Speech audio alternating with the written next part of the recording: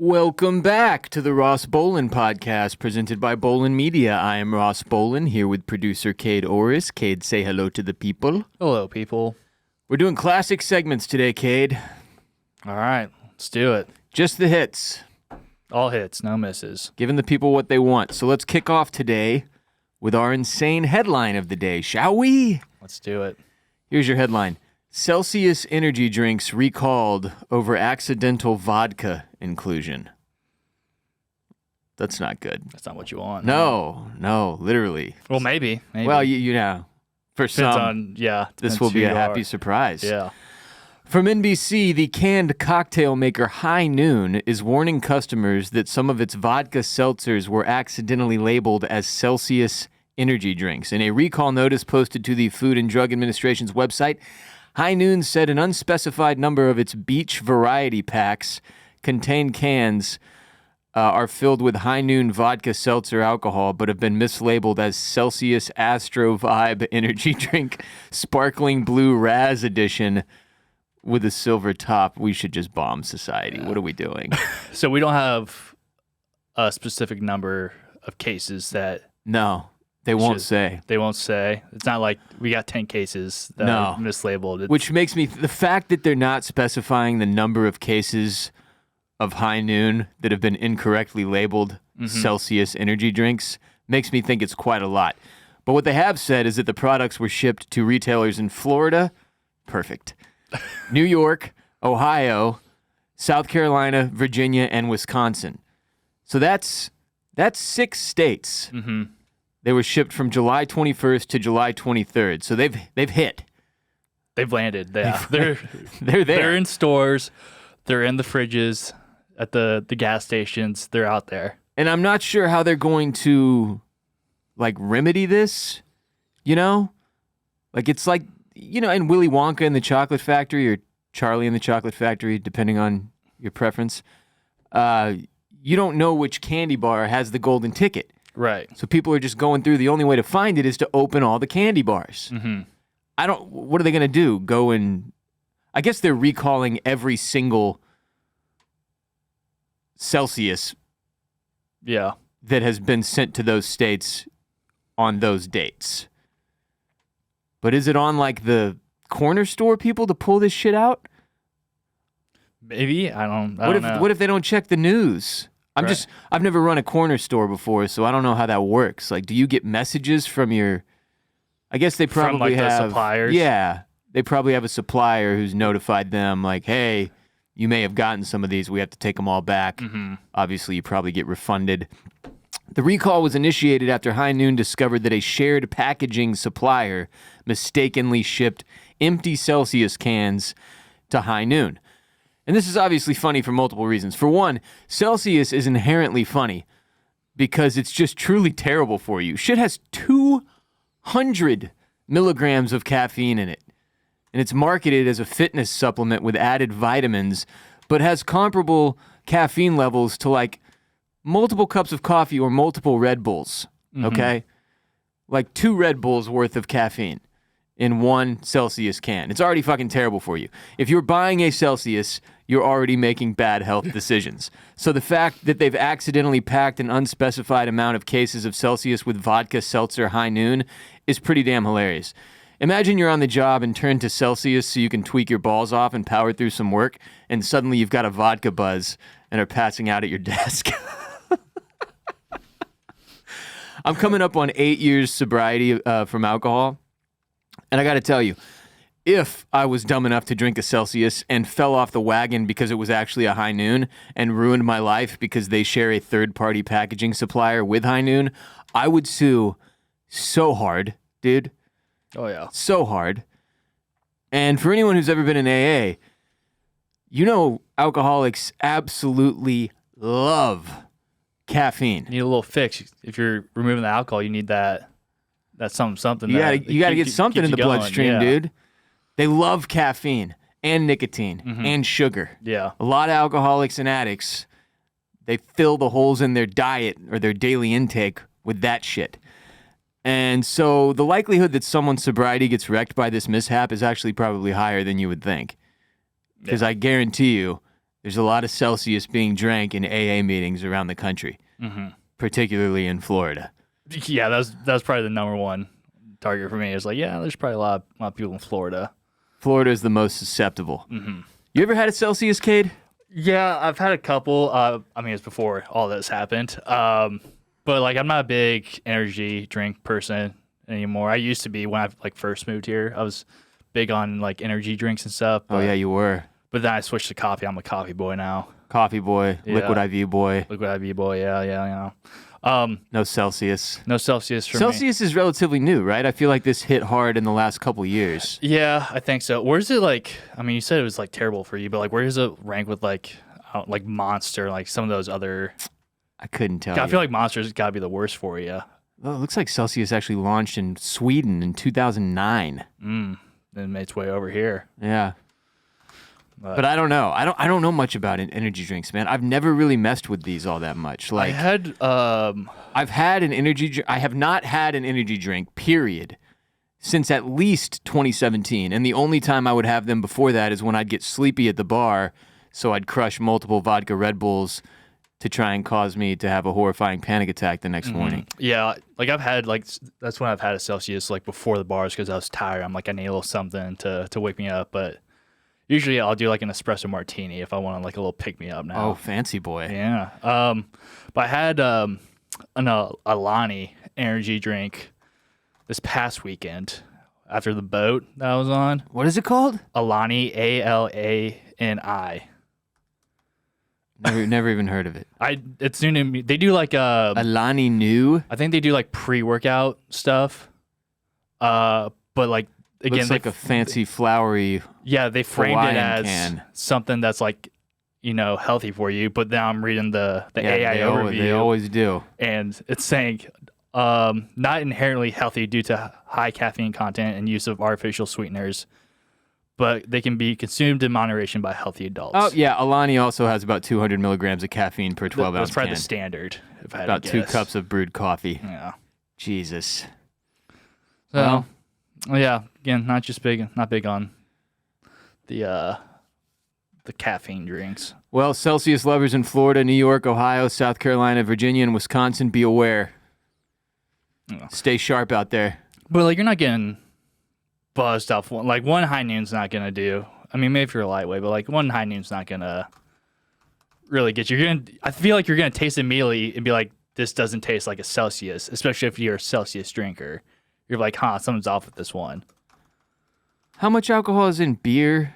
Between 4 and 6%. Usually, yeah. So it's like 4.5% alcohol by volume in a high noon. Comparable to a typical light beer. Yeah. So it's like having one beer. Yeah. Yeah, that'd be enough to ruin my life. Fair. Moving on, it's summertime, which means it's time to show off your summer bod, and hopefully that bod is fit. If you still got work to do, there's no need for a personal trainer. Let today's sponsor, FitBod, get you that summer body with workouts designed around your equipment, goals, and experience. When you work out, you need variety in your routine, and that variety needs to be sustainable. For years, I did pretty much the same thing every single time I worked out, and it was not doing anything for me or my body. I plateaued hard. That's why I love FitBod so much. Whether you are hitting a plateau yourself or bored with your current workout routine or new to fitness in general, FitBod sets you up with a custom workout plan tailored to your fitness goals. Today, I will be doing my 333rd FitBod workout, 333. Since I started using FitBod a couple of years ago, it's gotten me completely hooked on fitness for the first time in my life, and as a result, I'm in the best shape of my life. Many have started calling me Ripped Ross. Others call me Fit Bill. Occasionally, when I'm in public, someone will yell out, "You killed Bill Chungus!" FitBod creates a personalized workout routine based on your goals, fitness level, and available equipment. Workouts adapt to your growth, so each workout is challenging enough to push you to make progress. FitBod tracks your muscle recovery so you can avoid burnout and keep up your momentum. Fine-tuned by experienced certified personal trainers to bring best practices and exercise science to you. Level up your workouts with customized fitness plans that work for you and over 1,000 demonstration videos so you are never lost. If it gives you a movement to do, it's going to have a video there for you to watch from multiple angles of a professional doing that movement and a text description so you can make sure you're doing what you're supposed to be doing. Got my Fitbod app pulled up, and for today's workout, I will be hitting shoulders, hamstrings, and abs. Can't wait to get huge. Get in shape this summer with Fitbod. Join Fitbod today to get your personalized workout plan. Get 25% off your subscription or try the app free for 7 days at fitbod.me/Ross. That's fitbod.me/Ross. And now, Ross Boland's Animal of the Week.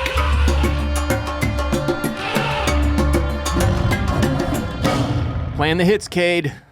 Playing the hits. All right, I got a message from a longtime RBP segment contributor, my boy Bavik, who said, I've got an animal of the week for you. If the name alone doesn't reel you in, allow me to explain. This mad lad of a viper has bait for a tail which resembles a freaking spider. And that was enough for me. So our animal of the week is the spider-tailed horned viper. The spider-tailed horned viper is a species of viper, shocker, a venomous snake in the family Viperidae and genus Pseudocerastes. The genus is commonly known as false horned vipers.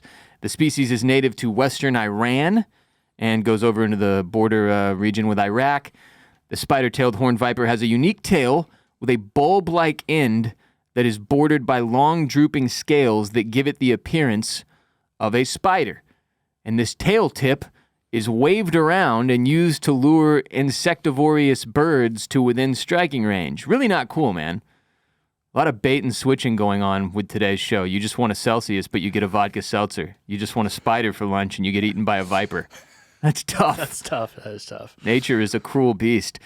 The actual use of the tail to lure birds has been confirmed in field studies. The tail is moved in a figure 8 of a pattern, which is cool. A 2.5-year field study offered supplementary support that the spider-tailed horned viper increases the rate of tail movements in the presence of birds.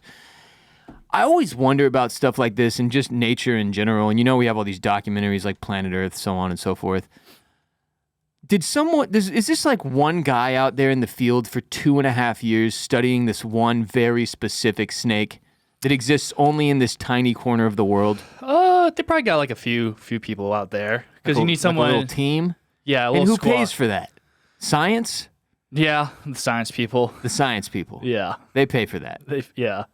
Yeah, no, there's like, I want to say like, no, it's not like expeditions, but like, maybe it is. Lewis and Clark? No, yeah, okay, no, it's not expeditions, but like field research. Like, Field research? yeah, like they'll pay people to like go and do like research out in the fields.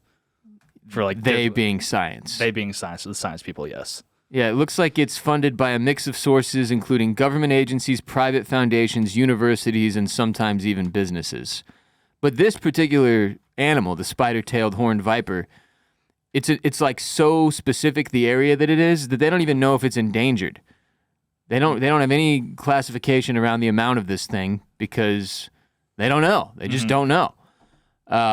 Apparently, the tail obviously acts as a predatory lure as opposed to its movements occurring randomly. It's very strategic. They wait for a bird to be nearby, and then they do their little dance number with their tail.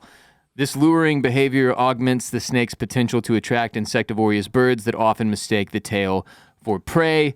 And footage of the spider-tailed horned viper using its tail to lure a migrating bird is featured in the Asia episode of the BBC series 7 Worlds, 1 Planet, narrated by David Attenborough, because you got to get David Attenborough. Who's David Attenborough? He does a shit he does ton all of of them? not all of them, but a lot of them for the BBC. Oh, okay. It's kind of his thing. That's his bag. And for some reason, every year there's the hoax that he's dead.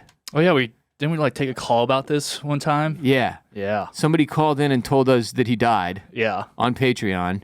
So I Googled it.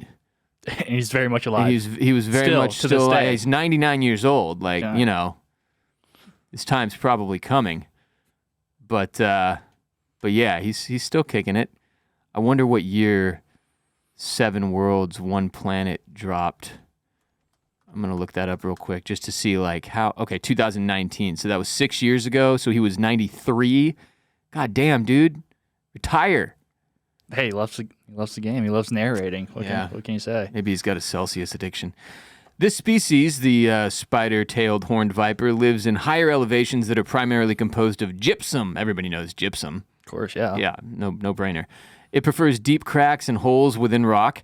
They use these areas because they trap humidity and moisture during the hot summer months, keep them cool. During the day, it is most commonly found in the shade of a shrubbery.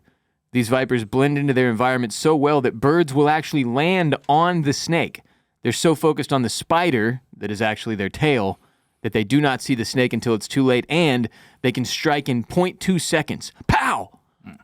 Yeah, they do have some sick camouflage. Like, they could blend in very easily to, like, the rocks and stuff. Oh, yeah, I usually say up top, type in spider-tailed horned viper to the Google machine, and you get some images. This is a real scaly fucker.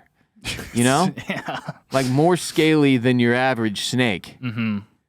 Because it's out there in the desert, and I assume it's evolution is protecting it from the birds that it preys on. Right. You know? You got to have some level of armor back there. Yeah. That's how did this, like, become a thing? Like, how does a snake have a tail that ends up looking like a spider that birds will prey on? Evolution, my man. I know. It blows my It's mind. the magic of evolution. And then but to your point, I don't really get it. Like how this one specific genus or whatever of snake goes like over however many thousands of millions of years develops this very specific tail. And I mean, it looks like if you type in spider-tailed horned viper eating bird, you're going to see this thing in action. Mm-hmm. And the tail, when held up correctly, looks exactly like a spider. Yeah. Which is nuts. And then, like, it just knows, like, birds, like, see this thing, like, their tail, and, like, ooh, it's lunchtime. But it ends up being lunchtime for the snake. And what, he just, like, told all of his boys, like, yo, you're not going to believe this. Like, yeah, it's that meme of that old man when he says, somebody call an ambulance, but not for me. Mm. That's the snake's whole vibe.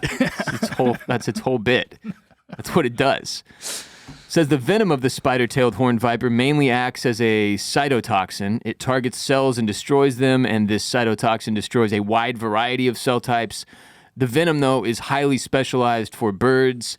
There's a 2021 study in which it was found that the venom of this species does have a coagulant effect on humans and affects the human's factor X. However, there has never been a recorded case of human envenomation in the wild, so the severity of the effects that this venom would have on humans is not really known. Cool.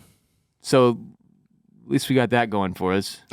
I mean, I'm never gonna. The fun of mystery. Yeah. What, you're never going to go to Iran or / Iraq? the border of Iraq, yeah. No, it's not on my vacation list. No. You're not going there this weekend? No. Oh, okay. No, catch me in Port Aransas, player.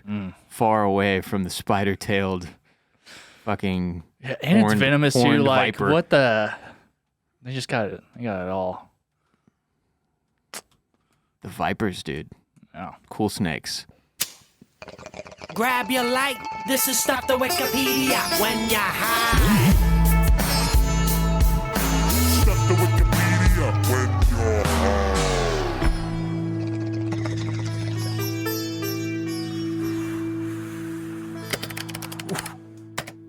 Today's Stuff to Wikipedia when you're high is Balloon Fest 86.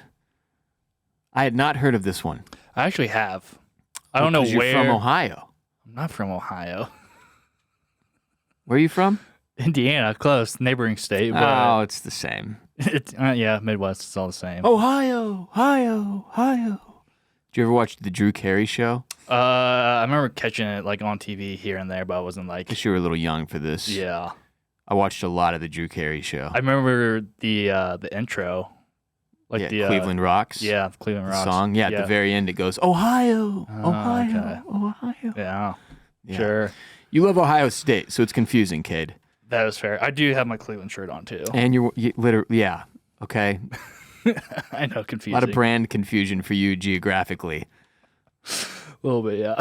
Okay, but you've heard of this one because you're from the region, or I don't even know like how like it might have been like a news story or something that like they're like talking about Well, I think there's a documentary that came out in the past couple years as well. Yeah. It might have dropped in 2024 called Balloon Fest. Sure. But it's a pretty wild one, so let's get into it. Balloon Fest 86 was a fundraising event in Cleveland, Ohio, held on September 27th of 1986, in which the local chapter of United Way set a world record by releasing almost 1.5 million balloons all at once. Okay? Sounds kind of tight, in theory. The event was intended to be a harmless publicity stunt, however, and you knew this was coming, the released balloons drifted back over the city and Lake Erie and landed in the surrounding area, causing problems for traffic and a nearby airport. In consequence, the organizers faced lawsuits seeking millions of dollars in damages, and cost overruns ended up putting the event at a net loss. So again, this is just supposed to be a fundraising event for United Way, a harmless publicity stunt. And rather than raising funds, in the end, they actually lost money.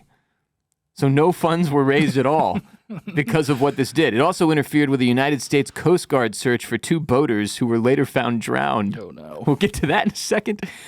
Balloon Fest 86 was coordinated by a Los Angeles-based company headed by Treb Heining. It was called Balloon Art by Treb, which spent 6 months preparing for the event. 6 months.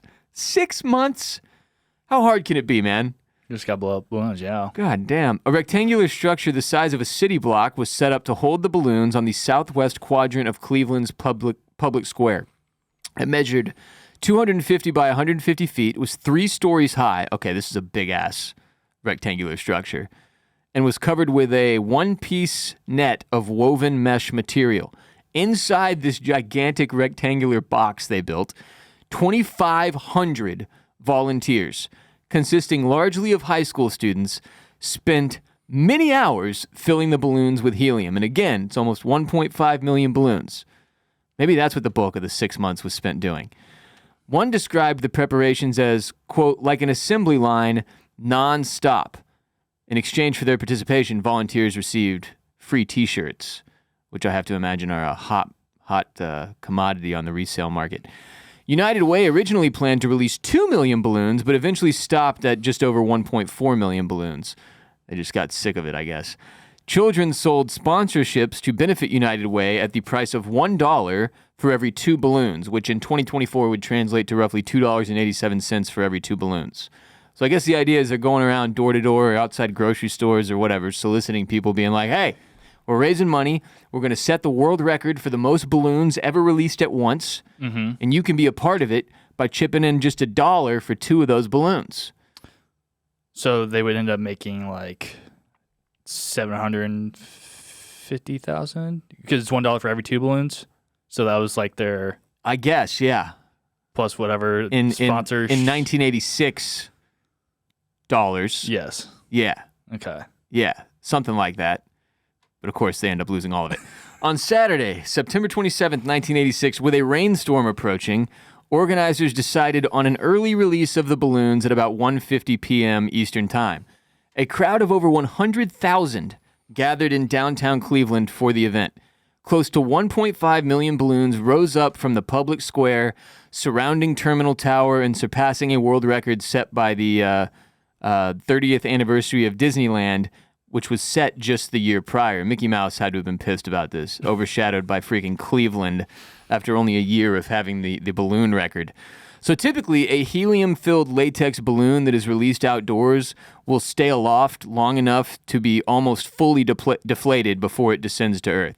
So you've seen at some point a balloon get away, from like a little kid at a birthday party or whatever.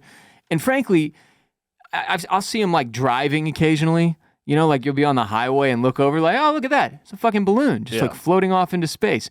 And just one balloon is distracting. Just 1.5 million of them, look at the balloon. But for some reason, they felt like 1.5 million of them was a good idea. So the Balloon Fest balloons collided with a front of cool air and rain, which caused them to drop towards the ground while still inflated. So rather than them raising up into the sky and then slowly deflating and coming back down fully deflated as they planned, which still sounds really fucking problematic. Because there's 1.5 million of them. It's just, that's a lot of latex. Yeah. they came down fully inflated. So the descending balloons clogged the land and waterways of northeast Ohio. And in the days following the event, many balloons were reported washed ashore on the Canadian side of Lake Erie, causing water pollution. Obviously not good.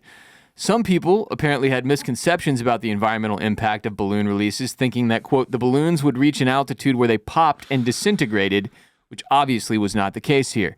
Burke Lakefront Airport had to shut down a runway for half an hour after balloons landed there. Traffic collisions were also reported as drivers swerved to avoid slow-motion blizzards of multicolored orbs or took their eyes off the road to gawk at the overhead spectacle. So people are just slamming into each other on the highway. And then 2 fishermen, Raymond Broderick and Bernard Sulzer, who had gone out on September 26th, were reported missing by their families on the day of the event. Bad timing.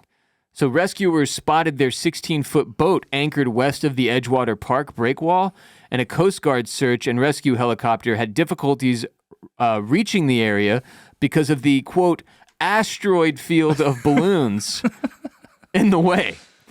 A search and rescue boat crew tried to spot the fishermen floating in the lake, but guard officials said balloons in the water made it impossible to see whether anyone was in the lake.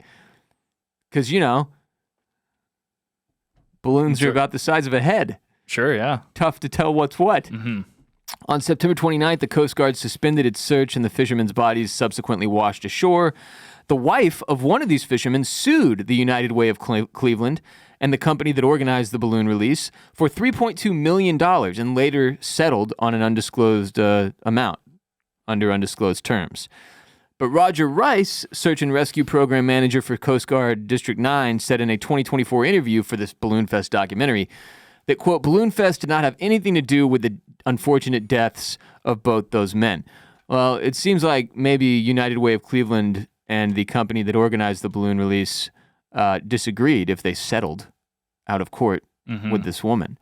So, bummer. It's not the thing you want your death tied to. No, not Massive really. Balloon disaster. Balloons landing on a pasture in Geauga County, Ohio, spooked Luis Nowakowski's Arabian horses, which allegedly suffered permanent injuries as a result. Nowakowski sued the United Way of Cleveland for $100,000 in damages and settled for undisclosed terms. The fundraiser ended up losing money due to cost overruns. So as a result of all these lawsuits, they lost money, which means they settled with at least these 2 people for upwards of $750K. Probably you have to assume over $1 million. Yeah, at least.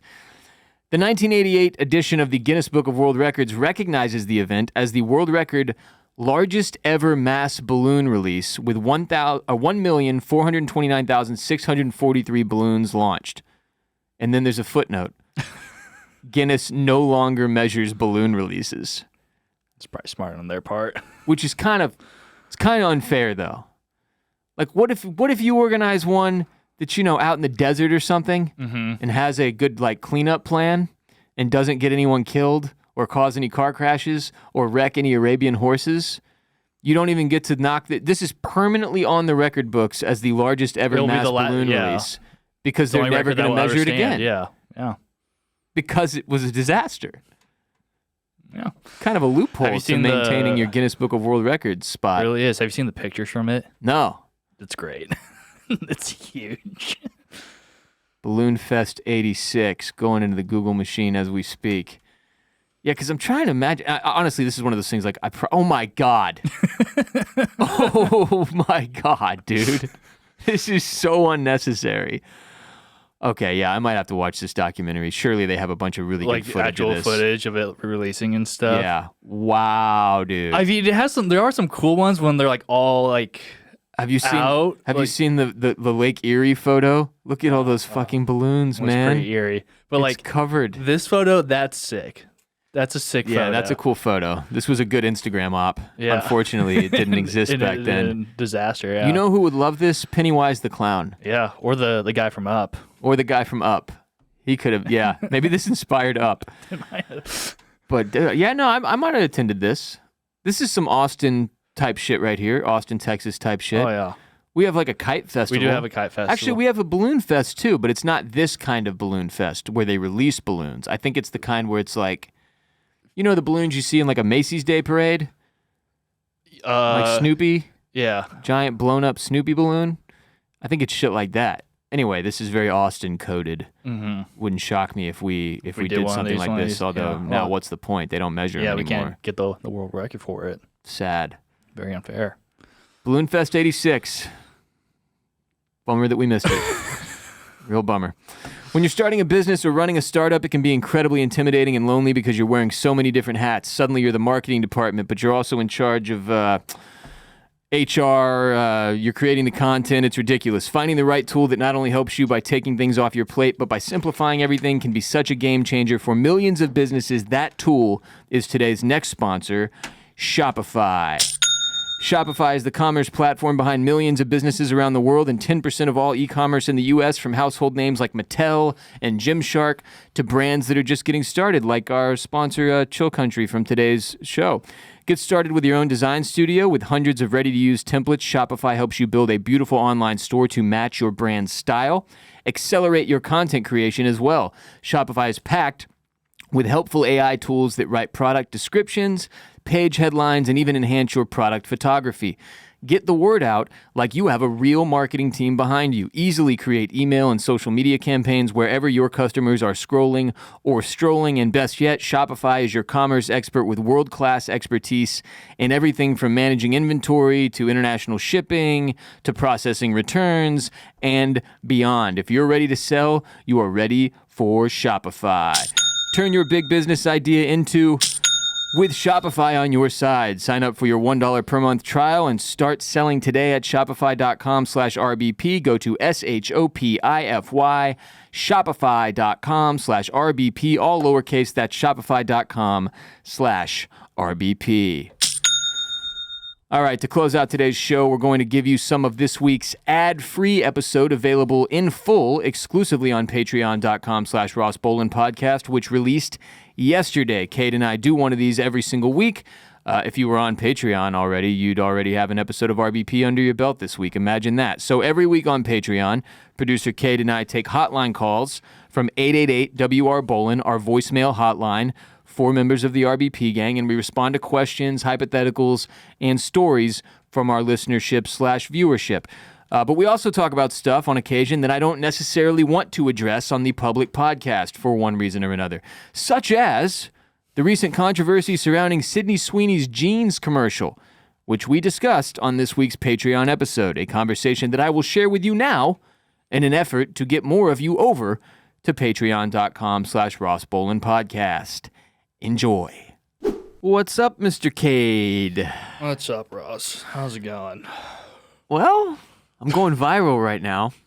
Viral. Yeah? And not for a good reason. Oh, no. Yeah. You really don't know what I'm talking about, right?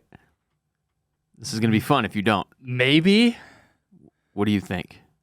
Is it about your Sydney Sweeney jeans? It is. Okay. It is. Oh, no. So, very quickly, to recap for people who are unaware. Honestly, I'm not, even fully aware of, the... You haven't seen the commercial? I mean, I've seen, pictures from it, but, I didn't watch the commercial, and, I don't really... It's pretty straightforward. It's about 30 seconds. It's an American Eagle commercial. And Sydney Sweeney, the actress / model / influencer, is laying there in an all denim outfit. Mm-hmm. She's got Canadian on some tux. American Eagle jeans, Yeah. an American Eagle jacket, and she's zipping up her pants and laying there, Just looking hot. all sexy like. Yeah.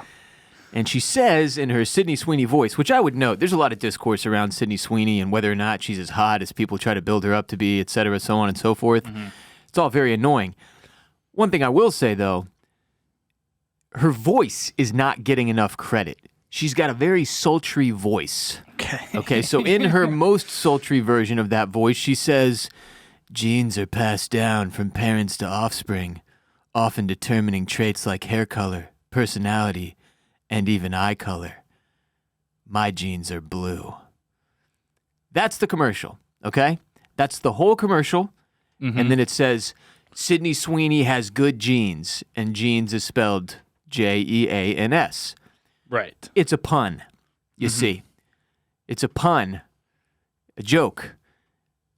For whatever reason, people have become fixated on this to the point that it is like a massive hot button issue because people think it's promoting like Nazism or eugenics in large part due to the fact that she is a blonde woman with blue eyes.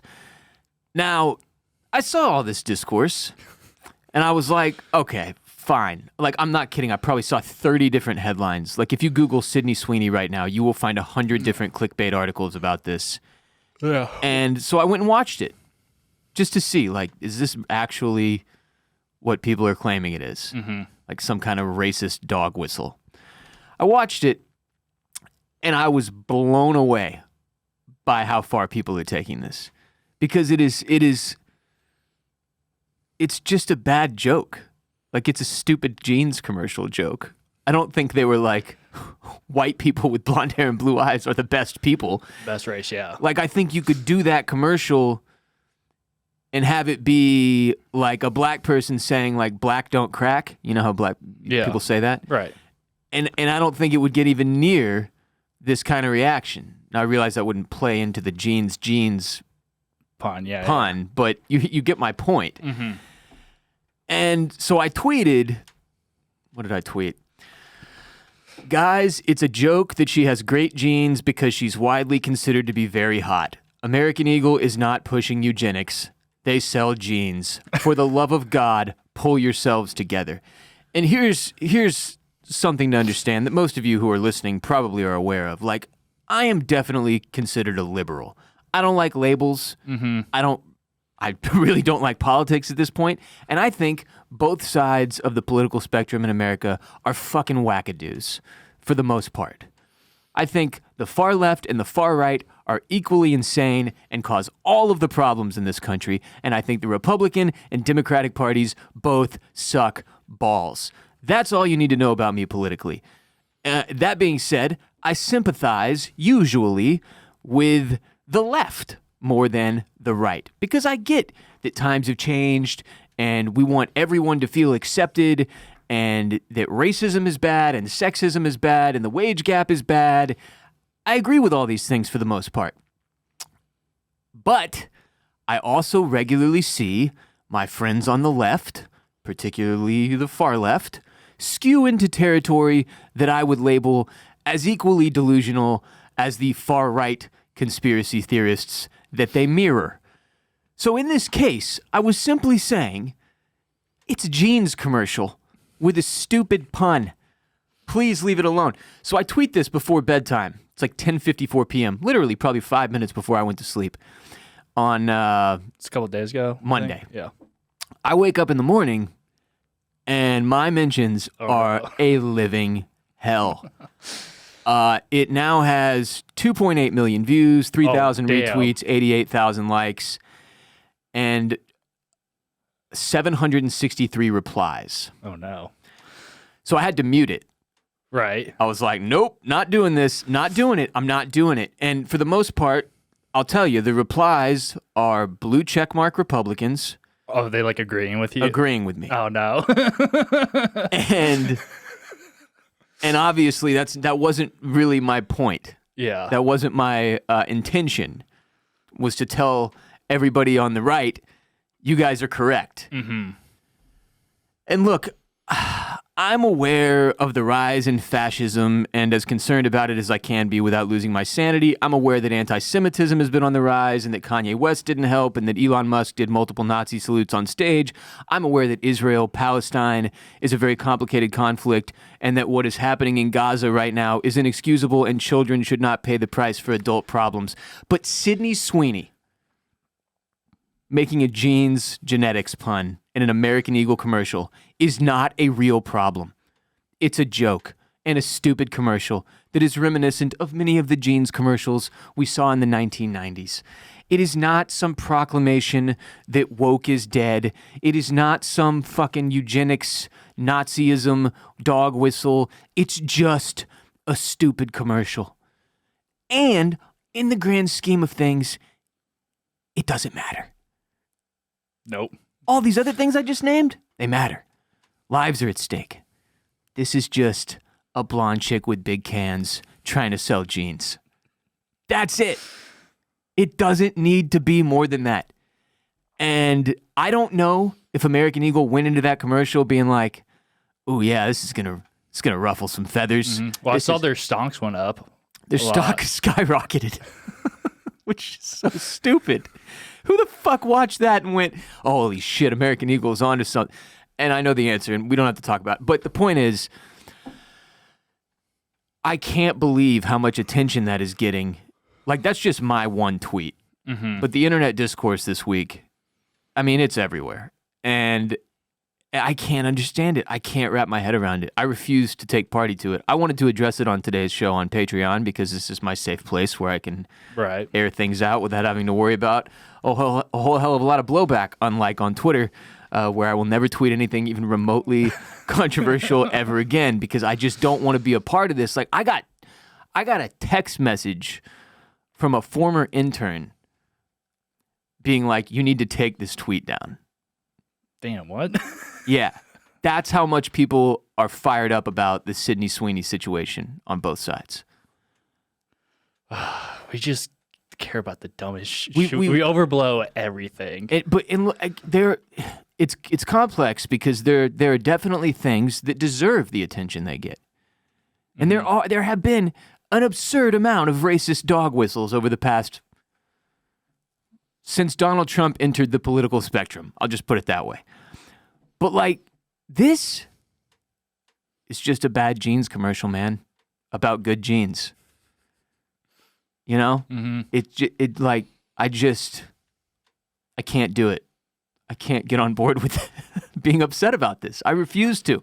There's nothing to be upset about. It's just a stupid fucking jeans commercial. And here's the real sticking point. If you don't like it, or for whatever reason it rubs you the wrong way, don't buy American Eagle jeans and move on with your life. That's all you have to do.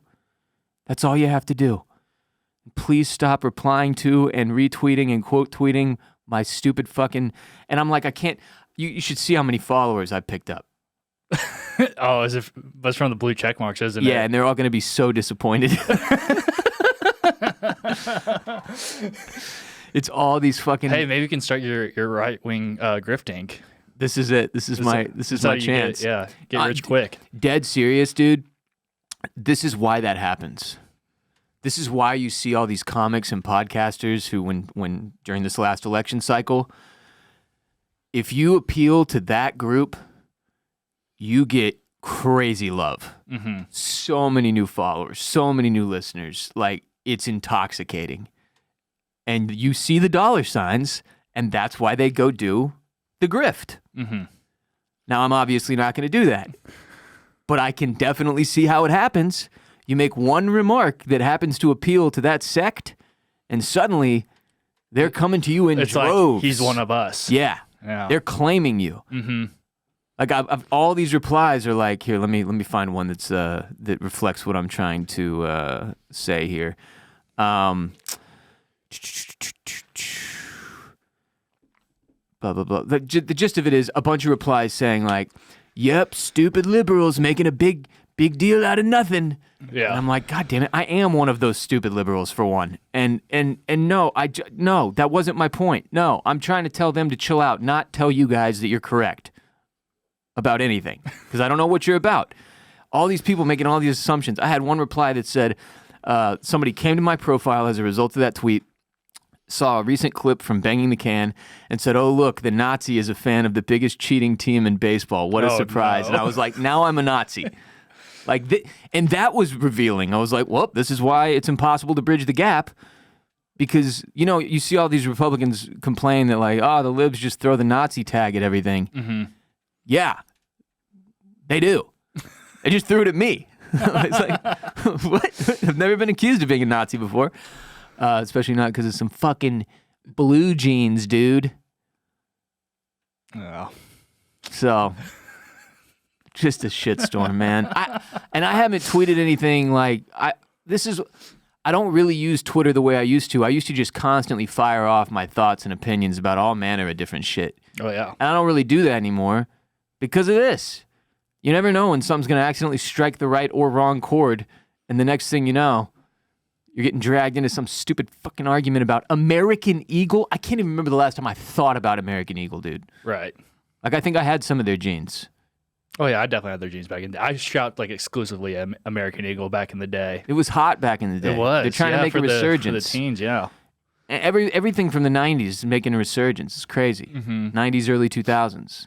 Fashion really is like a 30-year cycle. Really is. It's wild. I didn't know if I believed that when I would hear that when I was younger. Now I do. Yeah, I think it's just like a nostalgia thing. We all just wish we could go back to that time. Well, and like, you know, the general cycle is things become cool. Everyone rides the wave. By the time whites get on it, the wave is starting to die. And then it's not cool anymore because everyone's doing it, so it becomes uncool. So for like Gen Alpha, like they never saw big jeans, big baggy jeans become uncool. So it's fresh to them. And all of a sudden, big pants became cool again, which I loved as a chicken leg guy. I love to hide those things in some giant pants. No shame, I'm just saying. Gives me a different look, you know? I get to pretend I'm one of you with like tree trunk legs for a little bit when I wear big pants. So those are my thoughts on the Sydney Sweeney American Eagle jeans debacle.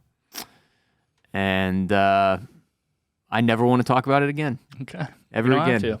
Please, for the love of God, leave me alone.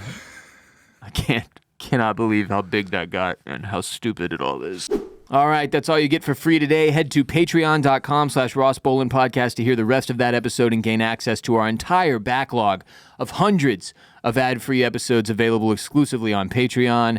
We've got interviews, a ton of episodes from the Ross and Jared era of RBP, a shit ton of hotline calls, and more. And you get all that when you subscribe on Patreon to support our show for just $5 a month and join the RBP gang officially. We appreciate everyone who is already supporting us on Patreon. Thank y'all. You are the main reason this show has existed for as long as it has. And if you've never been on Patreon, now is the time. Patreon.com/Ross Bolin Podcast. All right, I'm headed to the beach for the weekend. Hope you all have a good one. Kade and I will be back next week. Follow me on Twitter and Instagram at WRBolin. Follow producer Kade at Kade Orris. Follow RBP on TikTok, Instagram, Threads, Twitter. Support our sponsors. Find today's sponsors and the details of this episode with links and codes right there for you. Until next time, remember, you are not alone. Peace be with you. And also with you.